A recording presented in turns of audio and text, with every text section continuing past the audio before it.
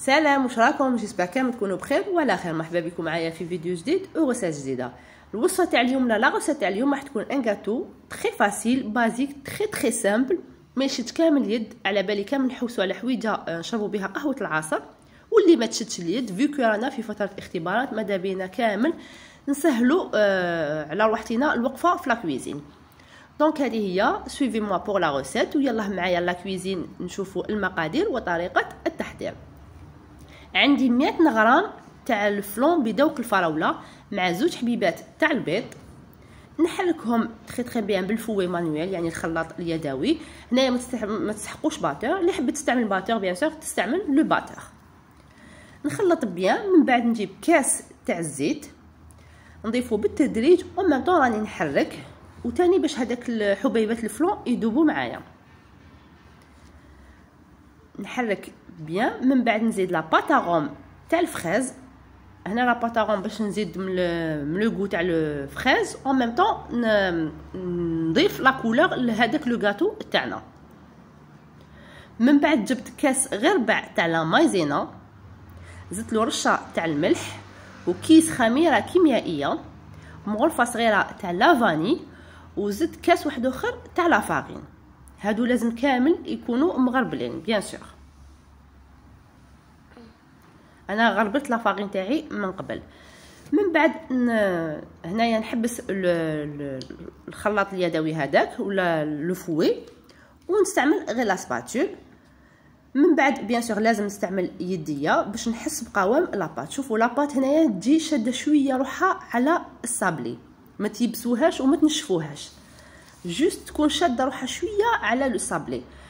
بيان سور نطم لاباط تاعي ما نخليهاش تريح ديراكتومون نخدم بها. هنايا شوفوا وزنت الحبيبه 30 غرام، اللي حبت تلصق حبه مع حبه توزنها 26 غرام. انا هنايا قلت لكم كنت حابه نقص على روحي ما نلصقش حبيبه مع حبيبه، دونك وزنتها 30 غرام. من بعد هنايا جبت سكر كريستال، اللي حبت دير هاد ليطاب ديرها بسكر كريستال. انا درت سكر كريستال هذا كولوري، زدت معاهم لي غران دو بافو. نتوما تقدروا تستبدلوا باردون هاد السكر بالنوا دو كوكو ولا الكاوكاو يكون محمص. تاني يعطيكم غو شباب من نوا دو كوكو لهاد الكاتو يجي ما شاء الله. جبت تاني هاد لومبورط بياس اللي تعرفوه، كنت خدمت ديجا به من قبل. قلت لكم حبيت ان غاتو تري فاسيل اللي ما يشدش كامل اليد. دونك رمت الحبيبات تاعي في هاد السكر. قلت لكم زدت له هذيك اللمسه تاع لي غران دو بافو، عطات له مذاق وشكل شباب فريمون ما شاء الله. وندخل الكاتو تاعي يطيب على 160 170 درجه. لو كاتو تاعكم ما تخلوش يحمر بيان سور، جوست يطيب وينشف، ما يديش معكم الوقت 15 دقيقه ويكون لو كاتو تاعكم واجد وطايب. دونك هذه هي.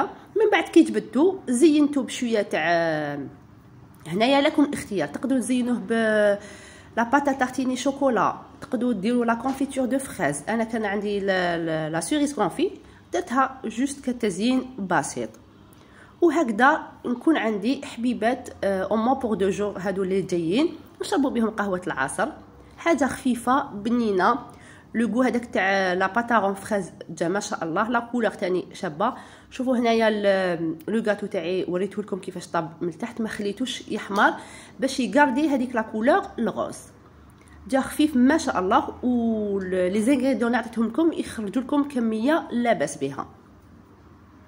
دونك هذا هو لو غاتو تاعي. ان شاء الله الوصفه تاعي تعجبكم وتسيوها. تقدروا تاني تبدلوا باغ اكزومبل لو فلون هذاك فريز ديروا لا فاني ولا لو غو بانان تاني يجي ما شاء الله. سي ان غاتو جاب بزاف منين، قلت لكم سي ان غاتو سيك خفيف ما شاء الله. نتمنى بكل قلبي انكم تجربوه وتبعتوا لي تطبيقاتكم، وحنا نتلاقاو في دوطخ ريسيت ان شاء الله. مع السلامه.